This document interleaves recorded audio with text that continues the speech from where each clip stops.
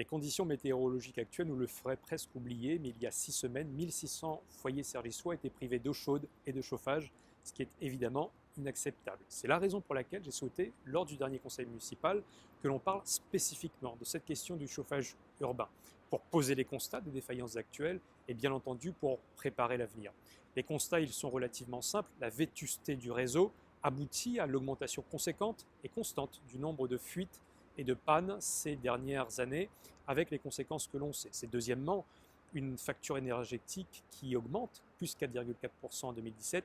C'est troisièmement un rendement énergétique qui est insuffisamment élevé, sur lequel il faut travailler. La suite, c'est la délégation de services publics qui se termine cette année, qui est en cours de négociation, et dans laquelle il faut se préparer à mener des investissements lourds, massifs, sur l'ensemble du territoire de la commune, afin justement d'éviter que ces pannes ne se reproduisent et que des foyers sergissois soient privés trop longtemps de chauffage et d'eau chaude.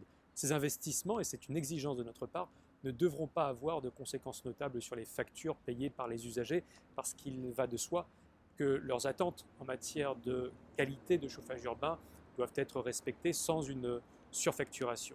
Troisièmement, il faut aussi que ce nouveau réseau qui sera mis en œuvre demain ait une qualité de production énergétique qui soit excellente, possible, et une diversité des ressources et des approvisionnements qui permettent d'être respectueux de l'environnement. C'est l'ensemble de ces sujets-là qu'il faudra avoir en tête.